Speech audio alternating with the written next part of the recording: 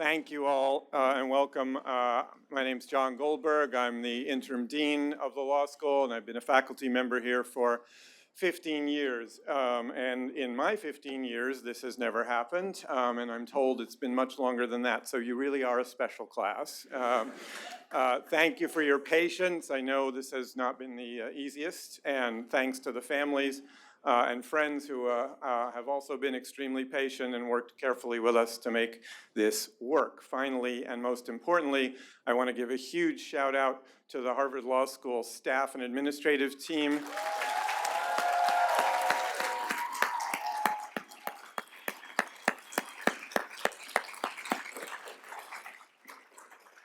The one thing I've learned as dean is how complicated this place is on a normal day, and this was a lot more complicated than that. So I'm really appreciative of all the incredible work that everyone has done in the last 2 hours to put this Plan B into effect. All right, I'm going to be relatively brief by law professor standards, so welcome. I will start with the bottom line. To the class of 2024, congratulations.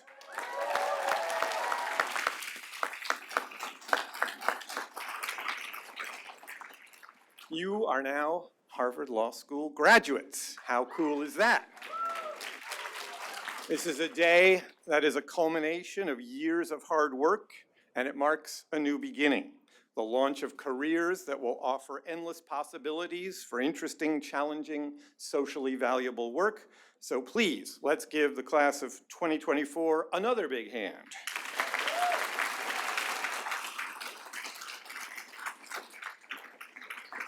Let's also give a shout out to the families, loved ones, and friends of our graduates. It is only with their support that our graduates have made this long journey. So please, a big round of applause to the families, friends, supporters, teachers, mentors, and others who made this possible.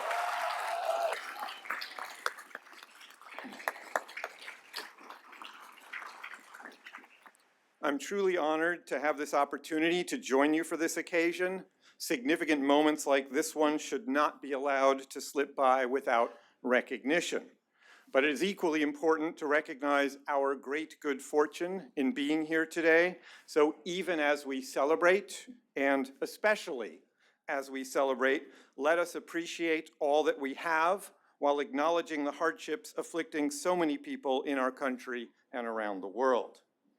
Now, I've been dean for 2 months, so I've got this all figured out.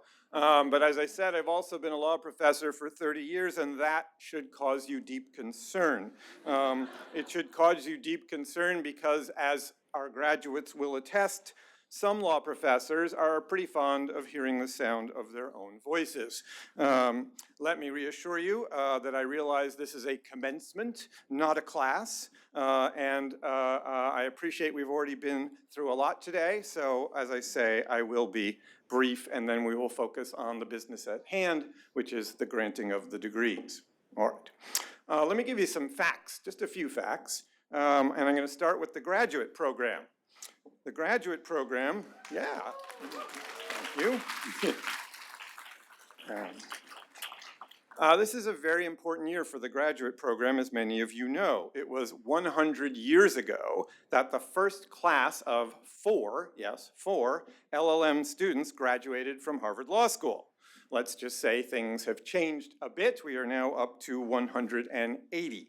And you 180 have been fabulous. You have produced scholarship on topics ranging from investment arbitration and artificial intelligence to human rights and the comparative law of free speech.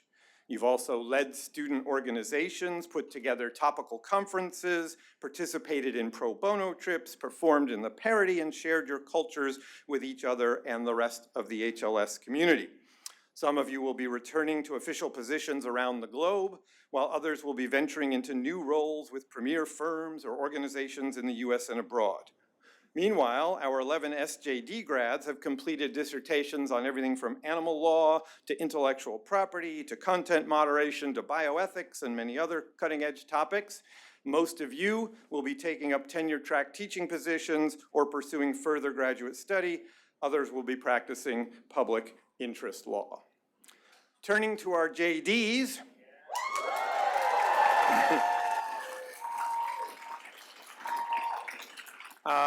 My hat is figuratively off to you for how public-spirited you've been. Together, you have performed 393,490 hours of pro bono service.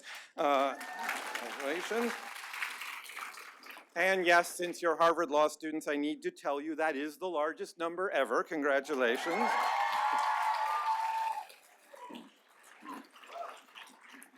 Your class is extraordinary in other ways too, of course. You are the first HLS class in which a majority of class members identify as female and as persons of color. Hailing from nearly every US state and territory and from nearly 20 locations abroad, you brought to our community more than 40 different languages. Although you're probably by this time really tired of being reminded of it, I'm going to do it again. You were the first class to return to campus after we as a law school had been online for more than a year, and as such, you faced some unprecedented challenges: face masks in class, constant COVID testing, and everyone's favorite, the quick sip rule. Remember the quick sip rule? Through it all, you have kept moving forward. You showed up and you worked hard individually and together. After so much time separated from family and friends, so much time masking and Zooming and living, learning, and working inside pandemic bubbles, you demonstrated your eagerness to engage in person with new people and new ideas. You thrived despite and in part because of these challenges. Now, this past year, of course, has posed a new set of challenges, and I would be remiss not to mention them. Conflicts around the world, and especially in the Middle East, have taken an unbearable human toll. Here at Harvard, they have strained relations among students, faculty, and staff, and they have tested our commitments to free speech and to the maintenance of a culture of mutual respect. It has not been easy.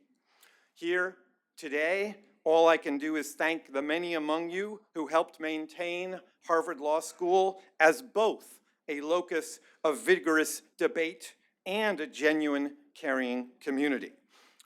I also want to express my admiration for our amazing graduates who stayed engaged with and indeed excelled in their studies, their research, and their representation of clients. Your work ethic, your intelligence, and your passion promise a better future for all of us. All right, I'm almost done. Yeah, sure. Just a few last semi-profound thoughts. Graduation is a transition. In the blink of an eye, those of you sweating under your caps and gowns will morph from students to alumni. Soon after that, most of you will morph once again, this time into attorneys. We hold an elaborate event to mark this occasion because it really is a big deal, and because it's important to reflect on all that has happened and on what comes next. What has happened? Well, each of you has learned a powerful way of understanding, navigating, and reordering the world, this thing called law. Graduates, take a moment. Consider everything that you now know that you didn't know 1, 2, or 3 years ago. Consider how differently you look at the world today than you once did. Perhaps more than anything else, you've come to appreciate law's complexities. Law has rules that prevent us from harming each other, but it also has rules that empower us to accomplish things like adopting a child or creating a startup. Law's rules promote stability, yet lawyers have always applied them in new ways to accommodate and facilitate change. Law is filled with formalities and technical requirements, but it also demands creativity and judgment. Law often calls for neutrality and objectivity, yet its application and development are driven by passion and partisanship. My point in mentioning these paradoxes is not to suggest that the law is a mess. Sometimes it is.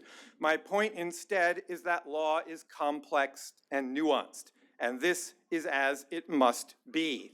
Law needs to be complex and nuanced because, well, that's life.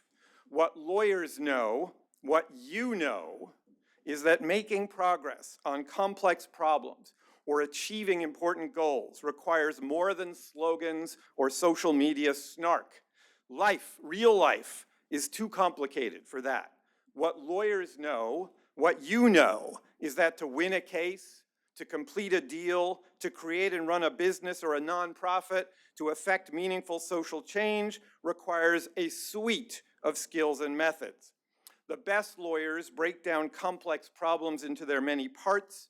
They empathetically grasp the logic of different perspectives. They advise their clients out of a genuine concern to help them, and they identify paths forward, determining which are possible and which will help achieve goals that are worth achieving. Each of you has the drive, the intelligence, and now the knowledge and the know-how to be this special kind of person. And that is good news. It is good news for you, and it is even better news for all of us. As I have said, these are perilous times.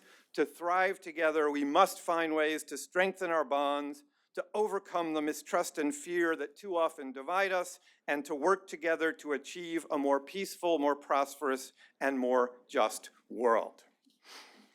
At her confirmation hearings, our former dean, Justice Elena Kagan, offered this reflection on her time at Harvard Law School.